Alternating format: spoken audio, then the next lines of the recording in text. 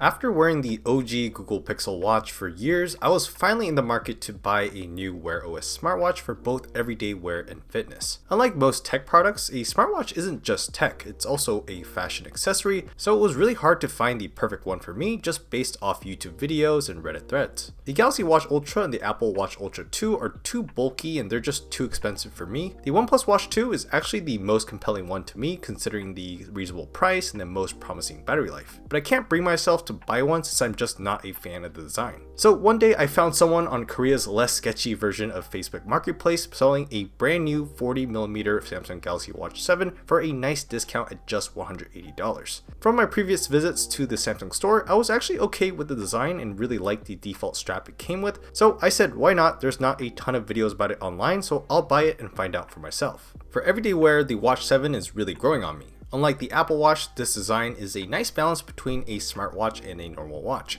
The flat glass and aluminum combo looks and feels nice and premium. Both buttons are clicky and easy to reach. Green is usually a tough color to match, but the frame here is a very dark, almost gray that goes well with all kinds of outfits, especially if you're a guy like me. As expected, this default strap is a really nice one. I don't think there's a better looking default strap out there. It's silicone material but looks and feels high quality with this ribbed matte texture. And considering the thin bezels and the 1.5-inch display, this 40mm version doesn't feel small in any way. I'm 5'11" or 180 centimeters, and this watch and display size are more than big enough for my wrist.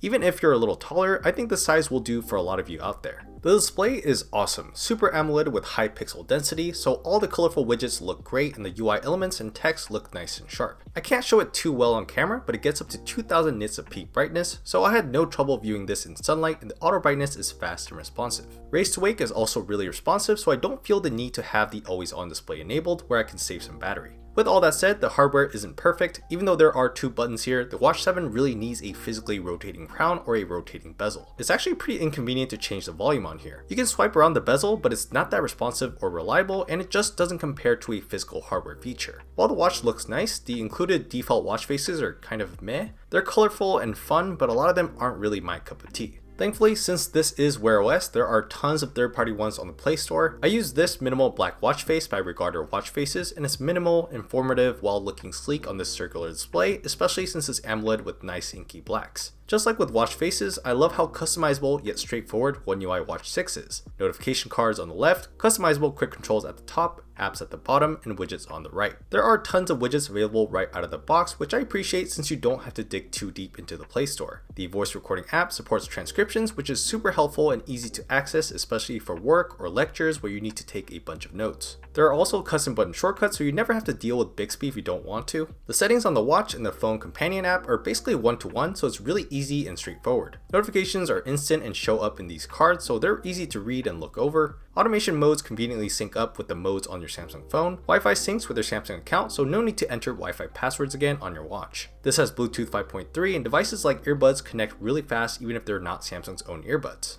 My only gripe with the software is that there is too much swiping going on, especially if you have a lot of widgets, but I'm not sure if there's a real solution for this on other watches. But yeah, besides that, everything just works here, and I think it's a really easy UI to pick up and get started. What adds on to that experience is the Exynos W1000 chip inside, which is a 3nm process. I believe the Watch 7 series is still the only watches to have a 3nm chip inside, and I've been very satisfied with it. Even after a quick charge or when updating apps, this watch has never heated up or slowed down on me. It just feels really smooth and seamless to navigate around and to open and switch apps. While I'm not a huge sleep tracker or use the advanced health monitoring features, for those of you that need it, the Watch 7 has basically everything you need. It doesn't fail to record even my short naps, and there's even support for sleep apnea tracking, so if you have trouble with sleep, you can get some insights to improve that. If you're constantly stressed or if you need to watch your blood pressure or ECG, you can do all that thanks to all the included sensors. So from the design down to the software details, I think the Watch 7 gets the basics down really well for everyday wear. On the other hand, while this watch won't win any MVP awards for sports and fitness tracking, it's still a really nice option for it. It's IP68 water and dust resistant, so you don't need to worry about taking a dip in the pool or if you sweat a lot. At 28 grams, this watch is very light. Even when I do weights or strength training, I don't really notice it on my wrist. With the flat edges, the buttons are very easy to reach, which I appreciate when I'm running or biking. I've mapped the double click here to take me straight to the media player so I can easily change tracks and to change volume levels. While we do have this option, like I said earlier, this really needed a physical physical rotating hardware component. Sliding my finger doesn't feel like the most efficient way to change volume, especially when I'm moving a bunch on my runs. Also, while I love this default strap for everyday wear and it looks great whatever I'm doing, it's not the best for fitness. The material is perfectly fine and feels comfortable on the skin, but the band itself is not as flexible as I want it to be. It's a little stiff and can be tight if there's no perfect hole punch size for your wrist. If you do get this for fitness tracking, I do recommend getting a sporty fabric strap or something similar to it.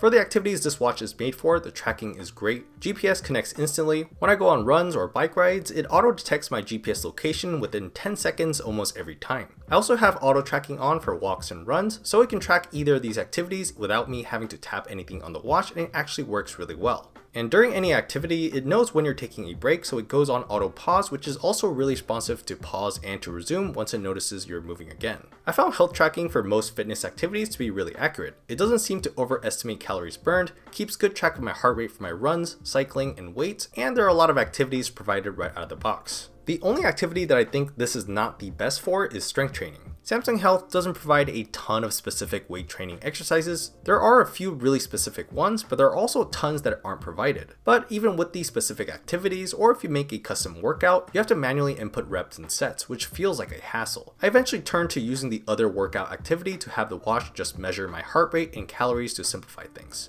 But with strength training aside, the Watch 7 gives some really helpful health insights. There is this new energy score that puts all the data together to calculate how you'll be feeling that day and how you can improve this. I know there's a ton of people who just feel tired all the time at work, so I actually think this provides some good value. Samsung Health also provides a bunch of badges or achievements for every activity you do, which does help keep me motivated. It's a little dumb, like it tells me it's my first bike ride even though it was my third or fourth time with this watch, but I like little details like that. So for design, tracking, and software experience, the Watch 7 pretty much nails almost everything you need for everyday wear and fitness, but the battery life to keep all this up is a mixed bag. So for everyday wear without sleep tracking or fitness, this can be a full 2-day watch. For a Wear OS smartwatch, that's above average, especially at this price. For everyday wear and sleep tracking, it's going to be a 1.5 day battery life. But for everyday wear plus sleep tracking plus fitness, this watch can do just about a single full day of battery life, up to about 26 hours. So for full functionality, I'd say the Watch 7 gets a very average battery life for a Wear OS smartwatch. Honestly, this just doesn't feel like enough because I still have to charge my watch every day.